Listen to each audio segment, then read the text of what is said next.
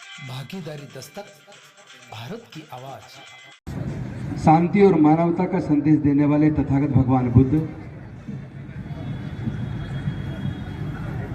महर्षि वाल्मीकि जी, संत गुरु रविदास जी, संत कबीरदास जी, गुरु नानक देव जी, ज्योतिबा फूले जी, सावित्रीबाई फूले जी, फातिमा शेख जी, साहू जी महाराज, नारायण गुरु, पेरियार रामास्वामी नायकर जी, doctor Baba Saheb Ambedkar ji, माता रमाबाई जी एवं मान्यवर कांसीराम साहब के चरणों में कोटि कोटि नमन करते हुए आदरणीय बनते जी, मंच पे आसीन सभी अतिथिगण और सभी उपासक एवं उपासिकाओं को क्रांतिकारी जय भीम, विनम्र नमो बुधाय।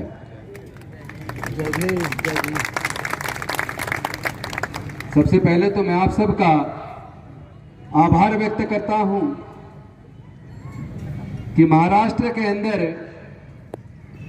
लगातार समाज के लोग जिस तरह सम्मान दे रहे हैं, इस सम्मान के सामने सारी मंत्री की कुर्सियां बहुत छोटी नजर आती हैं। नमन करता हूं मैं इस भूमि को जिसने फूले साहू अंबेडकर को जन्म दिया। नमन करता हूं इस भूमि को जिसने भारत का संविधान बनाने वाले महान क्रांतिकारी डॉक्टर बाबा साहेब अंबेडकर को जन्म दिया। आज हमें इस बात पर चर्चा करनी चाहिए कि डॉक्टर बाबा साहेब अंबेडकर तो अपने हिस्से का काम करके चले गए। उन्होंने हमारे हजारों साल की गुलामी को तोड़ दिया, हमारे पढ़ने लिखने के रास्ते खोलकर रिजर्वेशन देके आगे बढ़ने का रास्ता बना गए।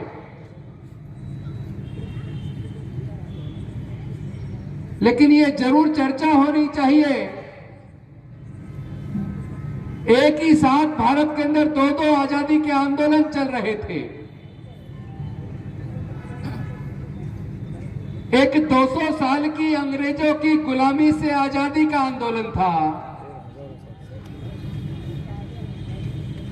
उस 200 साल की अंग्रेजों की गुलामी से आजादी के आंदोलन में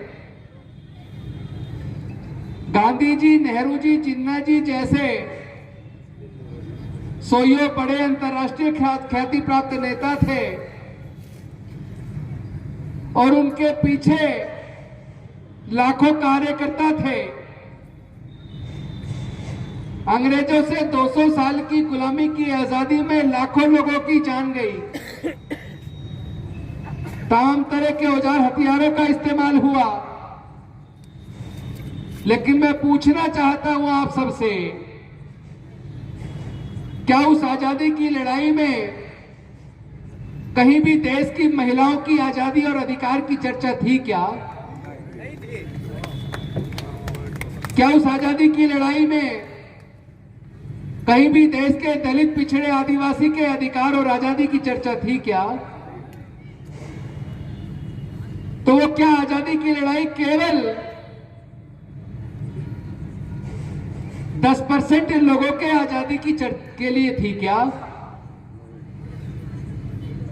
क्योंकि उस आजादी की लड़ाई में देश की महिलाओं की, देश के दलितों, पिछड़ों, आदिवासियों के अधिकार की और आजादी की चर्चा नहीं थी। जो लोग देश में 3500 साल से गुलाम थे, उस आजादी की लड़ाई में उनके अधिकार की कोई चर्चा नहीं थी। लेकिन दूसरी तरफ उसी समय पर एक और आजादी की लड़ाई लड़ी जा रही थी,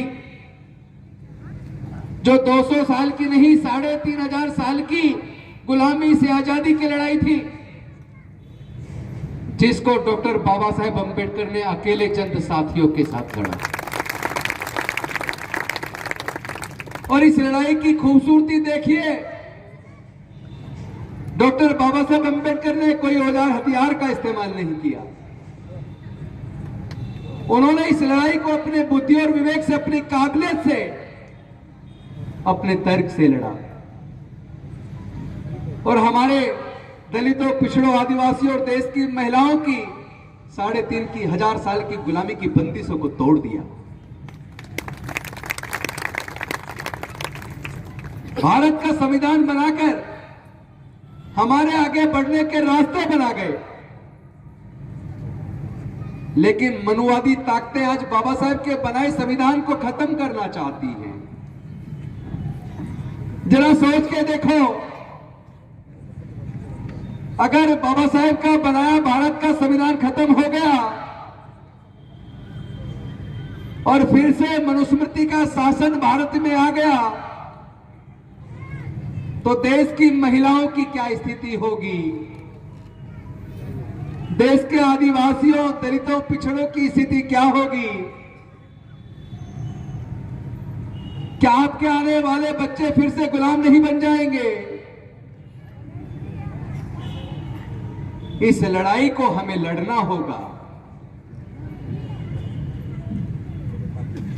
ऐसे सामाजिक व्यवस्था जो किसी को जन्म से नीच बनाती हो, किसी को जन्म से ऊंचा बनाती हो, जो इंसान इंसान में भेद पैदा करती हो, जो जाति और धर्म के नाम पर उन्माद पैदा करती हो, जो देश में नफरत का वातावरण पैदा करती हो,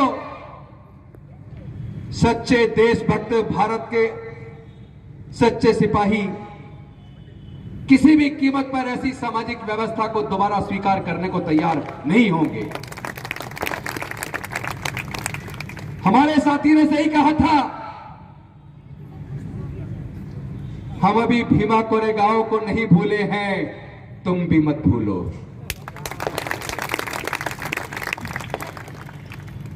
हम औजार हथियार के दम पर लड़ाई को नहीं लड़ेंगे।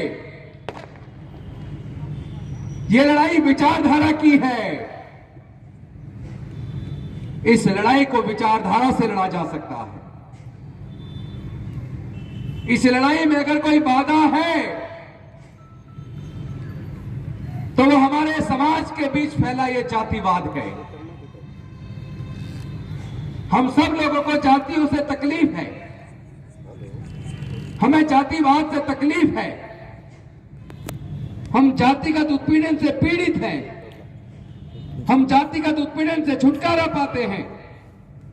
लेकिन जातिगत उत्पीड़न से छुटकारा मिलेगा कैसे? जब तक हम लोग जातियों को जिंदा रखेंगे तब तक हमें जातिगत उत्पीड़न से छुटकारा मिलने वाला नहीं है।